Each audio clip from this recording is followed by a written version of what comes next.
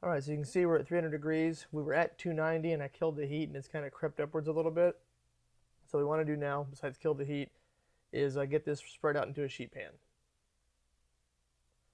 Okay, so what we're going to do is we're going to take a towel and grab this thermometer because it's super, super, super hot. It's about 300 degrees, obviously. And we're going to place it somewhere nice and safe, maybe in a glass of water so it can cool off. And now we're going to take this and be really careful when you grab your spatula because it's probably going to be a little hot too, like this one actually is.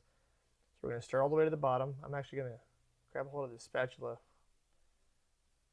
and we're going to put in our baking soda now. You want to do this pretty quickly and not put any lumps in there if you can help it. And you're going to watch out because it's going to start rising on you really fast here. So I'm going to grab this with a towel and start stirring, and you'll see when the heat hits it, it's going to start rising and it's going to make this big, gloppy, foamy mess. This is another reason why you want to use a shorter a pan that's a lot taller than the ingredients you're working with because you can see how it fluffs up. And if I weren't stirring this, it would fluff all the way up over the edge of the bowl. So